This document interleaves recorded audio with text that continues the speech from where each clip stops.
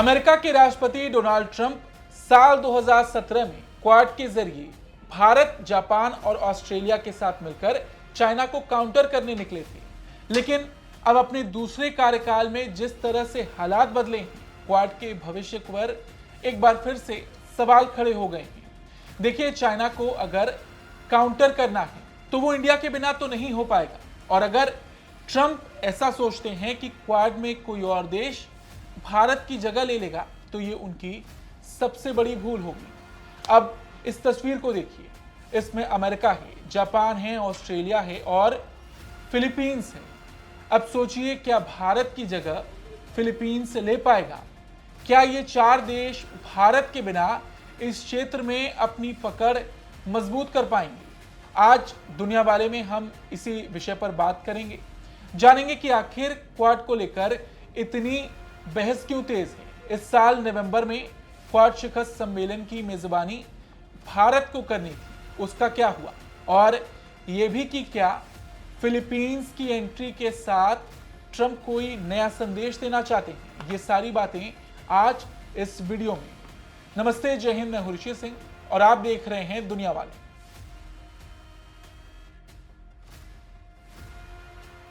देखिए, क्वाड को लेकर चर्चा दो वजह से हो रही है। एक तो भारत अमेरिका के बिगड़ते रिश्ते, दूसरा भारत चीन के सुधरते रिश्ते।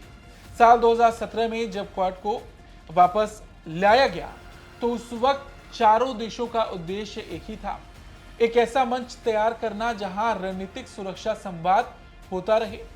क्वाड ग्रुप का मकसद समुद्री सुरक्षा को मजबूत करना था और चीन को काउंटर भी करना था, और चीन इसे अपने लिए खतरे की तरह देखता भी था।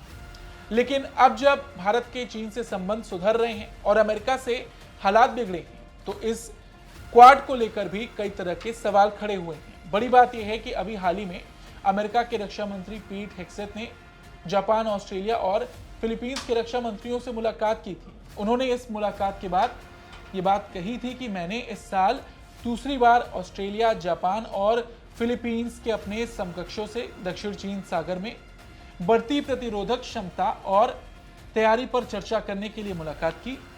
हम क्षेत्र में शांति और स्थिरता सुनिश्चित करने के अपने निरंतर संकल्प को साझा करते हैं और शक्ति के माध्यम से शांति बनाए रखने के लिए अपनी साझेदारी में दृढ़ हैं। चलिए, ये तो थी एक मुलाकात। दूसरी ओर भारत को इस साल क्वाड की मेजबानी भी करनी थी, जिस पर अभी तक कोई अपडेट नहीं आया है।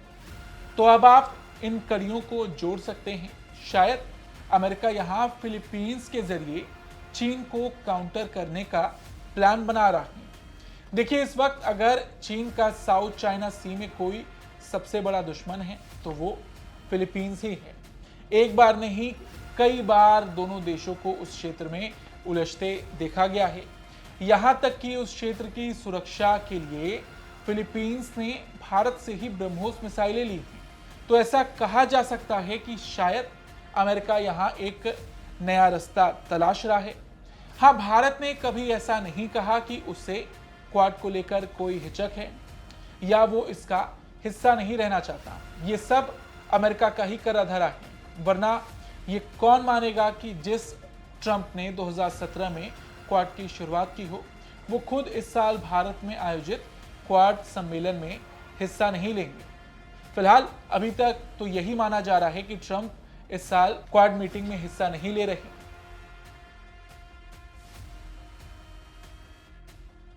अच्छा, अगर आप ये सोच रहे हैं कि ट्रंप ऐसा क्यों करेंगे, उन्होंने ही जब क्वाड को जिंदा करने में बड़ी भूमिका निभाई थी, तो वो इस साल सम्मेलन में भाग क्यों नहीं लेंगे?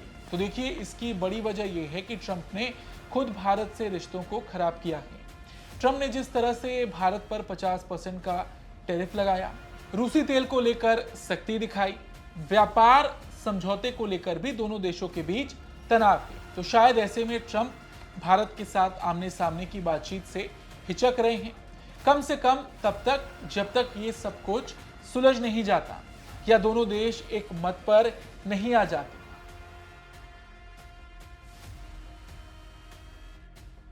अब सवाल उठता है कि आखिर क्वाड या क्वाड्रिलेटरल सिक्योरिटी डायलॉग क्या है और क्या ये भारत के लिए इतना जरूरी है।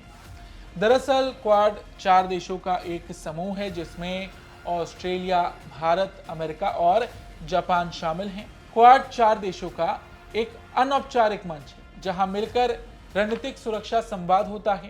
क्वाड ग्रुप का मकसद समुद्री सुरक्षा को मजबूत करना है। देखिए, वैसे तो क्वाड समूह के बनने की कहानी साल 2004 से शुरू हुई थी। 2004 में कई देश सुनामी की वजह से प्रभावित हुए थे। ऐसे में भारत, अमेरिका, ऑस्ट्रेलिया और जापान ने एक ग्रुप बनाया था इन प्रभावित देशों की मदद के लिए। यही समूह आगे चलकर 2007 में क्वाड बन गया। ये वो समय था जब चारों देशों की पहली बार औपचारिक रूप से मीटिंग हुई थी। हालांकि बाद में इन देशों के साथ चीन के दोस्ताना रवैये के चलते क्वाड लगभग बंद हो गया था। फिर जब 2017 तक क्वाड के देशों के साथ चीन के रिश्ते खराब होने लगे, तब फिर से क्वाड को खड़ा होने का मौका मिला। 2017 में मनीला में आसियान देशों की बैठक हुई।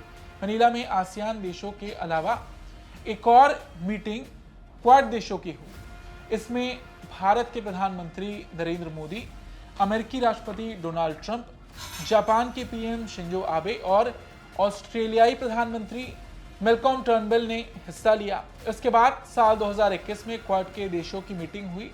तब से क्वाड शिखर सम्मेलन जारी है।